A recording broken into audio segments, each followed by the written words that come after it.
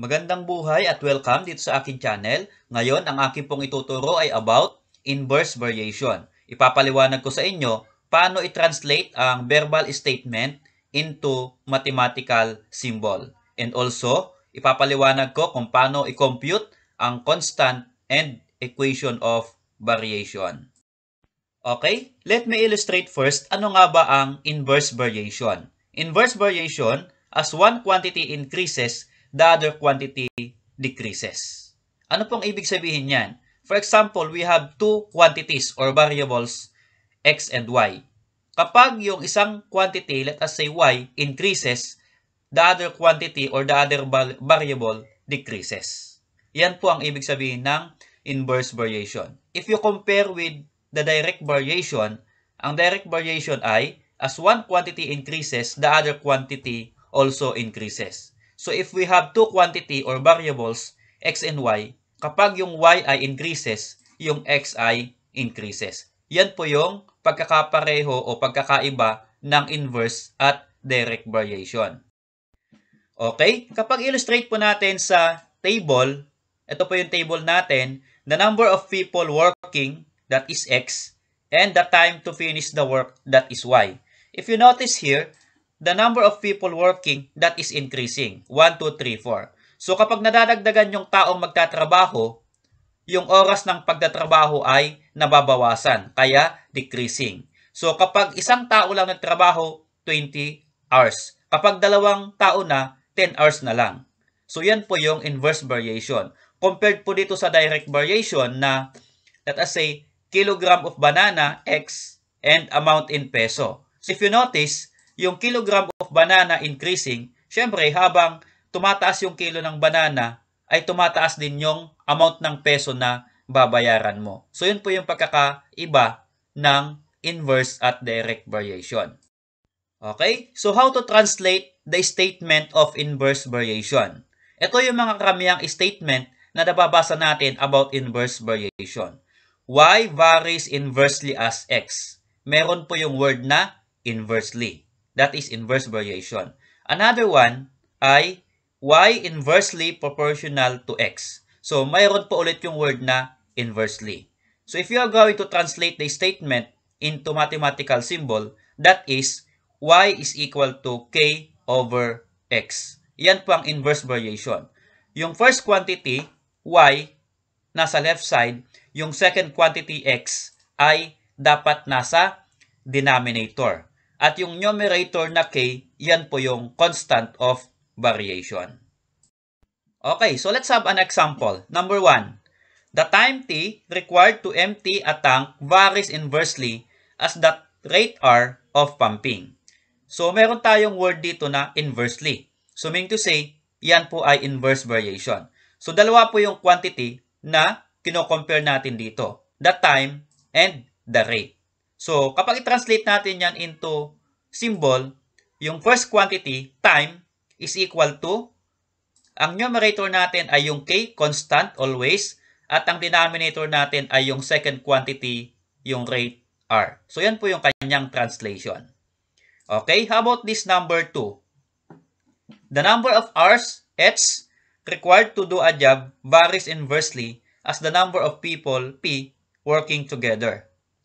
Meron tayong word dito na inversely. So, mean to say, that is inverse variation. So, again, dalawa lang yung ating kino-compare ditong quantity. Yung hours, H, is equal to, since inverse, kaya yung constant K, all over yung second quantity, P. Kaya H is equal to K over P, yan po yung mathematical symbol ng statement. Okay? Number 3 statement. P varies inversely as T. Okay? Madali lang po ito. Meron tayong word na inversely. So, inverse variation. Yung first quantity is P. Kaya P is equal to K numerator all over the second quantity, T. So, P is equal to K over T. Yan po yung mathematical symbol niya. Okay, how about this number 4 statement? The volume B of a gas varies inversely as the pressure P upon it. Okay, so dalawa po yung ating quantity dyan.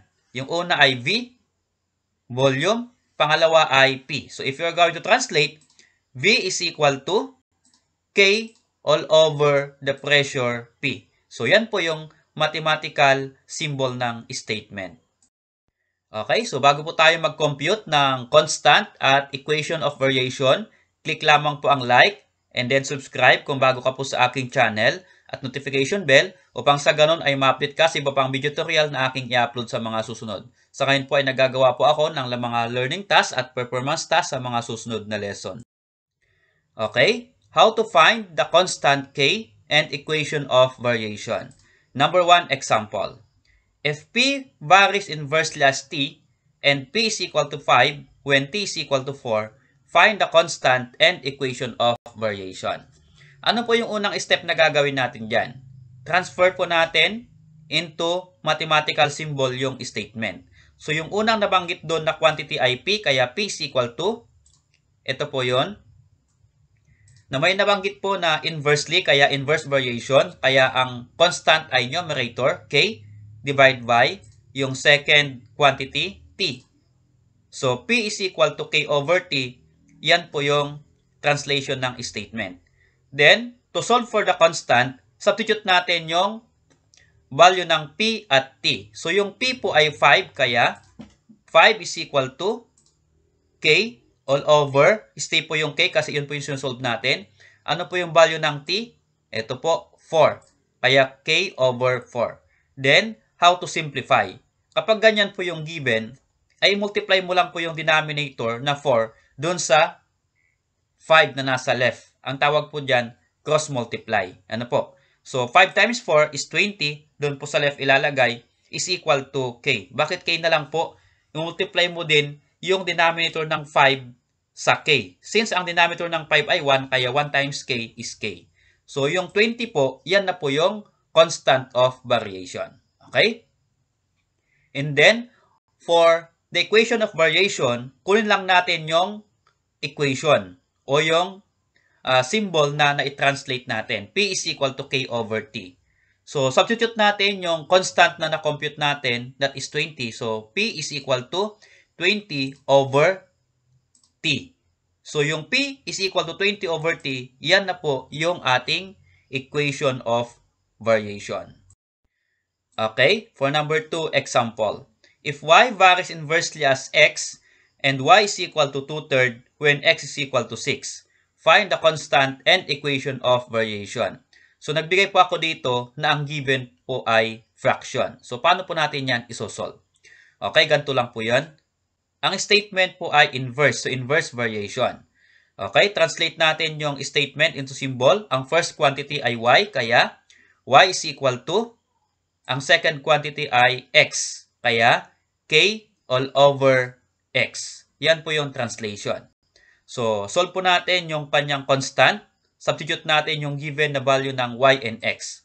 Ang value ng y ay 2/3, kaya 2/3 is equal to k divide by, ang x po ay 6, kaya k over 6. Okay, again, fraction po yung left and right of the equation. So, by cross multiply lang po ang gagawin natin. Okay? First, multiply 6 times 2. That is 12. Sa left na po natin lalagay. Okay? Then, is equal to, yung kabilang pair naman, 3 times k is 3k. Okay, how to solve for k? 12 is equal to 3k yung ating equation. Ganito lang po yun. I-divide po natin yung equation by 3. Bakit po 3? Kasi 3 po yung kasama ng k. Para makancel po yung 3.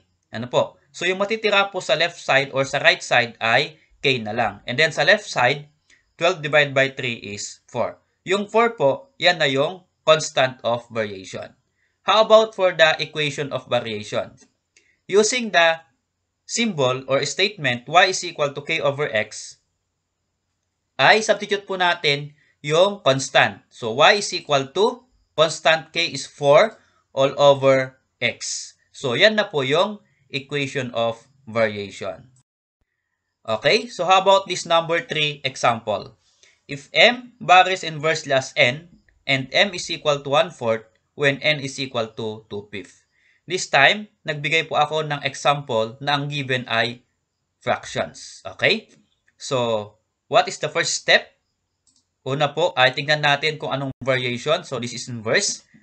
And then, translate natin into statement. Yung first quantity ay m, kaya m is equal to k over. Yung second quantity ay n, kaya k over n. And then, to solve for constant, substitute natin yung values. Ang m is 1/4, kaya 1/4 is equal to k all over, what is n? 2/5, kaya k over 2/5. Okay, so paano po natin yan isi-simplify? Ganito lang po yun. By cross-multiply again. So, i-multiply natin yung 2/5 na denominator dun sa 1 na numerator. Kaya, 1 times 2/5 is equal to, eto namang pair, 4 times k, kaya 4k. Okay? Taas natin yung computation. Paano i-simplify yung 1 times 2/5? Multiply mo lang yung 1 dun sa 2. So, 1 times 2 is 2 all over 5 na denominator. Or, 1 times 2/5, any number multiplied by 1 is the number itself. Okay? So, 2/5 is equal to 4k. So, again, fraction pa rin yung 2/5 natin. So, we do cross-multiply again. Ang denominator ng 4k ay 1. So, 1 times 2 is 2. And then, second pair, 5 times 4k is 20k. So, 2 is equal to 20k. Ang sinusolve natin dito ay k or constant. May kasamang 20, kaya you divide 20 to both side of the equation to cancel 20. Kaya ang matitira po sa right side ay k na lang. And then, 2 divided by 20, hindi po natin pwedeng i-divide. But, we can simplify to lowest term. So, 2 yung numerator, 20 yung denominator. If you reduce, that is 1 over 10. Kaya ang constant po natin ay 1 over 10. Okay? Nakuha na po natin yung constant. Then, identify po natin yung equation of variation. Using the statement, m is equal to kn, substitute natin yung constant. So, m is equal to, k constant is 1 over 10 divided by n. So, if you notice here, 1 over 10 divided by n, pwede pong isimplify. Division of fraction yan, kaya how to do? Kunin lang po natin yung numerator, 1 over 10. And then, yung reciprocal ng n. Ano po yung reciprocal ng n? Kasi n over 1 yan, kaya magiging 1 over n. Ano po? Then, from division to multiplication. So, if you multiply 1 over 10 times 1 over n, multiply yung numerator, 1 times 1, and then yung denominators, 10 times n is 10n. So, yan na po yung equation of variation. Okay, so salamat po sa inyong panood. Kung meron po kayong katanungan sa lesson na ito, comment lang po sa comment box at hintayin po ninyo yung aking reply. Be sure lang po na kayo po ay nag-like at nag-subscribe upang sa gayon kapag ako po ay nag-reply, manonotify po kayo sa aking reply.